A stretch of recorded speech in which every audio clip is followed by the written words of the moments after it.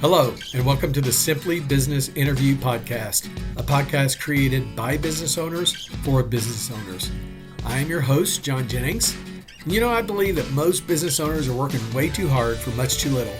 And one of our issues is that we overcomplexify things. I believe the answers are almost always within us or within our reach. I like to say that I'm a simple man with simple ideas. So welcome to Simply Business.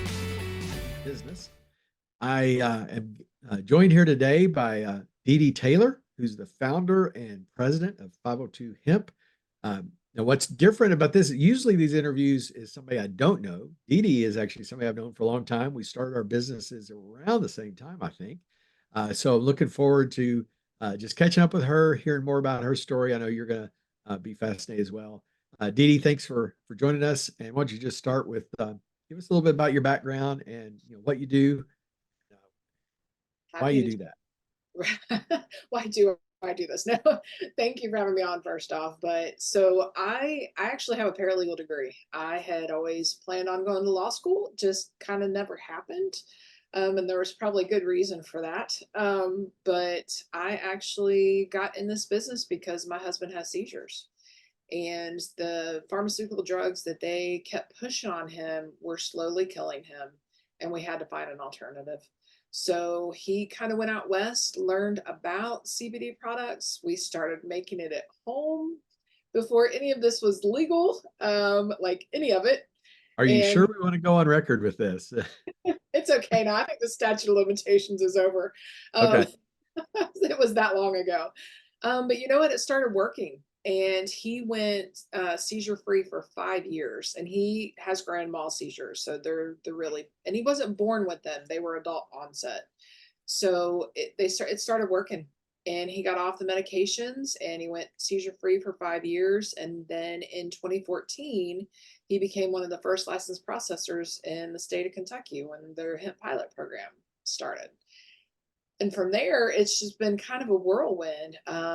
I supported him in that part, but that was mostly him. I was still doing the paralegal gig. And then in 2016, my anxiety kind of went through the roof, and I was having a lot of trouble just internally with depression and anxiety and not being able to sleep. And my hours got cut, and there were so many different things going on at that time, which made my anxiety worse. And he's like, would you just try the oil? And I'm like, okay.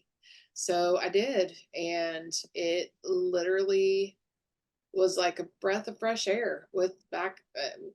It just made such a big difference. And then I was like, wait a minute, how is this working for me? And how's it working for him? He has seizures. I have anxiety. So I just started educating myself, literally reading everything I could read. I was reading, oh my gosh, stuff from Israel, mind you, that was way over my head as far as medical research, but I was reading it. And the more I learned, the more I realized that cannabis should have never been taken out of our diet. It should have never been put on a Schedule 1. It has never killed anyone. We actually have an endocannabinoid system that our bodies, it actually uses the cannabinoids in the plant. And most people don't know this, John, but hemp and marijuana, it's the same plant. The government literally made hemp be anything under 0.3 of Delta 9 THC. And that's the same THC that's in the marijuana plant. It's just if it's over 0.3%, then they consider it marijuana. But it's the same plant. So when this all was legalized back in 2018, they really did kind of legalize marijuana, just in a different sort of way. Yeah, diluted form, so to speak. Yeah. And I think a lot of politicians truly didn't understand you can still get the benefits from this plant, which is great. But I think a lot of them thought that it would be more used for hemp and fiber and seeds and things like that. And really, CBD is what took off in the industry. Now it's slowly making a turnaround, which I think is great. And they're going to focus more on like hempcrete. And, I really want to see hemp biofuel happen. I think that would solve a ton of problems. So there's a lot of things in this industry that I think are good and moving forward. So What other Very cool. questions? I remember back in 2018 when I was starting my business and you were starting yours, and I was impressed with how much technical knowledge you had, and Yeah, you show it even today. I You can know, talk a little too much about it sometimes, probably. But well, yes. well, and let's face it, your industry kind of has can I say, a hippy dippy kind of reputation, and you've got a little of that personality, but yet you also approach it from a very scientific standpoint. That's probably some of your legal It is. background as well It's coming into play. definitely that legal background, and I'm grateful, to be honest with you, that I have it because it has served me well in this career. Yeah, There's been a lot of issues that involved the Kentucky Department of Agriculture and what was considered legal cannabinoids and what wasn't. And I mean, it was a big ordeal back in 2020, and we really had to stand up for ourselves in the industry. The retailers, we kind of all got together, and I worked really hard with the attorney that filed the lawsuit against the Kentucky Department of Agriculture and the Kentucky State Police because they were starting to raid stores for Delta 8 THC products. And it's just another cannabinoid in the plant. The only one that was ever limited was the Delta 9 THC. And we won. But yeah, we really had to stand up for ourselves for that. And then luckily, we worked for common sense language and legislation. And that finally got passed back in 23. And I worked really hard on that, getting that passed too, because yes, 21 and up, kids don't need these products. These products do not need to be sold at gas stations just to anyone walking in. Behind the counter, it needs to be tested for safe and reliable, and not just something that we're putting out there. Now, granted, I think our products get tested more than half the food that we eat, and it's probably way so. safer than some of that stuff. But I worked really hard for that because to myself and to most of my customers, this isn't just, it's not about getting high. It's never been about that for us. It's about being healthy and using this plant that can is best grown in Kentucky. Yeah, Um, you can be used in a way that actually benefits your body. Now, if people want to use it recreationally, I don't care. They're still getting the medical benefits from it too. So, that's up to the adult. As an adult, you should be able to use any plant you want to plant. It's like, to me, it's like a tomato plant. It's kind of how I think of it. So, but all right. it's definitely been challenging. Yeah, I won't tell anyone that it's not. yeah. And that's a common theme I hear from every one of these interviews is how hard, especially those first couple of years are. And you had all kinds of external factors, legal factors, and Yes. I mean, police raiding stores. I mean, my Yeah. goodness, that's unusual. Uh, Talk more about the internal business. What were some of the challenges as the store owner, as the person building this brand? What are a couple of the early challenges you had? Well, so I really started selling the products in 2016, and I kind of set up at fairs and festivals around town. So that was just kind of growing, the brand and customer base. And then in 2018, when I opened my store, I think the hardest thing for me was to not do everything.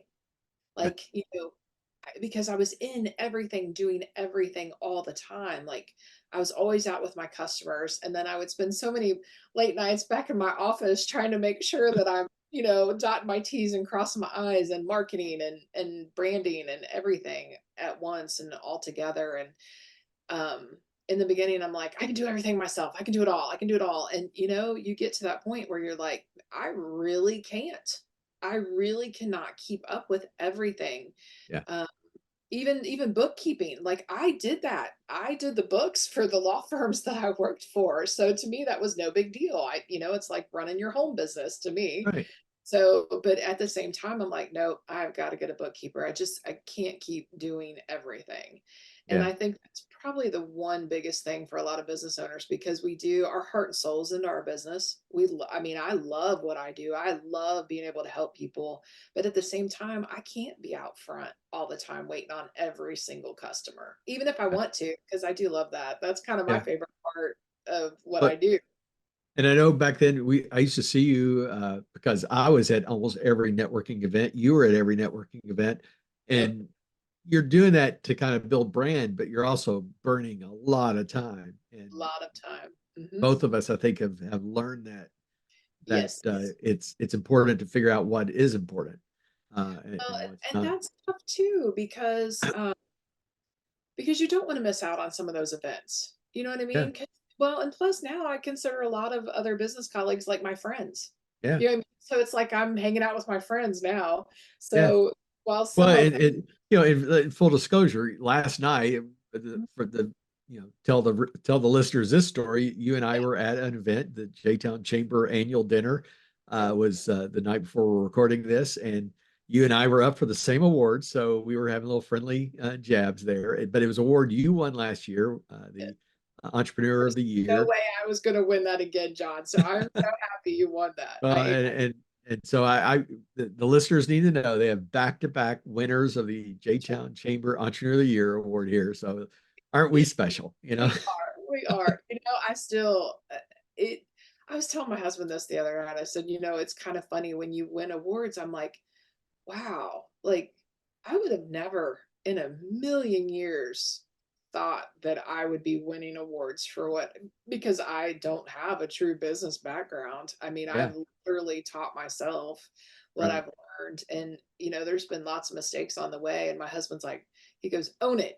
You've done Yeah, such a good job. You absolutely. own it." And I'm like, Yeah, "Thanks, honey." So he's probably been my biggest champion and biggest supporter and I will yeah. always say that. So, That yeah. and that's yeah, let's go there because I say the same thing about my wife. I know you got to meet last night. She's my biggest supporter as well. So uh, what what type of support system does a new entrepreneur need? What's the key for success there? Oh man, I mean, you got to have that support at home, your family life. They have to be supported there because if you're really working and busting your butt to get things up and moving and going, you're gonna put late nights in. You're gonna put more hours in. So while my husband pretty much had his schedule down, I was still struggling. But he'd make sure I had dinner when I got home. You know what I mean? Or he'd do extra dishes for me so I didn't have to. So very very supportive that way but also just like your core people, even new people that you meet. I think it's just so beneficial to be able to talk to other business owners, and if they're having problems, you know what I mean, like you're not the only one. You're Yeah, not the only one that's struggling with keeping employees. You're not the only one that struggles to find good employee. You know what I mean? You're not the only right. one. It happens Yeah, to all business owners. And I think being in some of those little networking groups, and if you're like in like a leads group or whatever, I think that kind of stuff helps. Cause even then you can just like I know I'm in one group where we just kind of vent and it is wonderful. I love it. It's yeah. probably my favorite group. You know what I mean? And Oh yeah, yeah, it's just mostly women business owners, but it's nice. It's nice to have that. And I think just having that support from the community too is huge. yeah. Well, Huge. one of my clients calls me her business therapist, and Oh, yeah, that too. I mean, you know, yeah, that's because needed. there's times she just needs to have somebody to talk to. And Yep, and it's true. It's true. I mean, I've had to pay attorneys quite a bit, so I feel like I'm paid a vent to them too sometimes. yeah, yeah. Fortunately, I haven't had that experience. Uh, but this is great. I want to. I know you're in an ever-changing industry. I know there's some legal things, law changes going on in Kentucky. So, love for you to kind of do the wave the magic wand and think about a year or two from now. What do you see are going to be the big changes in 502 hemp? I'm not Oh talking my about the gosh. whole industry, but just for you, what do you see as some of the Just things? well, for me, I mean, we're constantly formulating new products. So, the more I learn about cannabis in general and all the different cannabinoids that are in that plant, we will formulate new products that are more specific towards a specific ailment, maybe, or a specific benefit that the cannabinoid will offer. Now, as far as the industry goes, I mean, medical has passed in Kentucky. They are set to hopefully get it up and going in 2025. Now, is there a possibility that that could interfere with 502? Yes. Is there also a possibility that it will not change anything? Yes, because we already have legal products that work very well, and Right. people don't need a medical card for it, and they don't need to go see their doctor. Um, so there is that aspect too. But at the same time, I know that my husband, in his heart of hearts, he wants to be part of the medical marijuana program in this state. And there is no doubt in my mind, if he has his way, that is what we will be doing. Now, and I have my reservations, and the reason I have it, it's not anything to do with him, but in federally, there's no safe banking. You cannot write off any of your taxes in a illegal, market, which technically federally it still is, even if it is state past stateside. So you have that to worry about. Plus, I mean, the DEA can still come in and take everything you own because you're working in an illegal, they still consider it a Schedule One drug. So Right. I have those kind of, like, I had the legal side reservations. Am I Yeah. excited to be able to help Kentucky patients with a plant that again should have never been made illegal? Yes, that's exciting to me. And the thought that I helped get it passed in this state, that was, I mean, talk about an honor. Getting called Sure. up to the governor's advisory board for medical marijuana. I mean, again, I would that was probably one of the highlights of my career so far. Yeah. That was huge for me. Um, Yeah. I mean, I get tingles because I'm just like, whew, that's just I was the only hemp person on that board and the Oh, only wow. retailer. So it was, I mean, they had advocates and then they had doctors, and I mean it was a very good organized board, but yeah, that was huge for me. Yeah. So we'll see. I'm excited. I mean, I'm Yeah. always looking, and at the same time, I do not have rose-colored glasses on because I am much more of a realist when it comes to this stuff than maybe my husband is. Well, I that's just, that again, that's that legal background that's yes, bringing some balance to it. yeah. Which is I good. try to bring him down. Yeah, Well, keeping people. in most small businesses, it's part of that support system. You need that person that Mhm. counterbalances you. That Yeah. either, if you go too far one way, that person will kind of swing you back and Yes. avoid those extremes. Yeah. That's And smart. And it it is. That is very hard. You have to have that. And he actually does have a business degree. So whenever I have business questions, like he's probably the first person I ask, and I don't always agree with him. yeah, Because I've done many things. I'm like, no, I don't think so. yeah, But he's definitely super supportive, and I feel lucky because a lot of business owners don't have that. They don't have a supportive spouse, or they don't have someone that is knowledgeable within the business side of things. Um, and then even in being in this industry, whew, again, it's the hardest thing I've done besides raising kids, a kid. yeah. So, I put it up there even beyond raising kids. I think yeah, I mean, it's yeah, so that's a piece of advice. I talk probably twice a week at least to an aspiring new business owner, and that's the hands down the number one piece of advice I give is this is the hardest thing you're ever going to do. it It's is. it's I don't care about Mm-mm. what kind of exams you've sat for or what type of promotions you've had. Starting a business on your own is the hardest thing you're going to do. It So really. let me end with that question. What advice would you give that aspiring entrepreneur, that person that's thinking about launching something? What one piece of advice would you give them? Make sure you're passionate about whatever it is that you're doing, and that and you have to believe in yourself, because there are going to be people that think you're foolish for doing it, and they think you're crazy, and um, believe in yourself. I Yeah, think that was probably the number one thing is just believing in myself. I knew I could do it. I knew if I had that opportunity that I could take it and run with it. And even though I was terrified, about doing it, sometimes you just have to take that risk and try it. I mean, you Yeah. do. And be okay if you fail. It doesn't mean that that it has to be dead in the water, that you can never own a business again. I mean, people start things all the time and it just doesn't work out for whatever reason. I mean, I had to close my Oldham County store. I was devastated that I had to Yeah. close I that. remember that. I mean, it bugged me more than I'm just like, I feel like I failed. And my husband's like, um, COVID happened. And I'm like, Right. yeah, you know what I mean? But at the same time, I'm like, I felt like I was just getting that momentum up there and it was starting to grow and everything I'd envisioned for that store. So, I mean, it happens. I say, just believe in yourself and one day at a time. Plan for the future, but one day at a time. Yeah.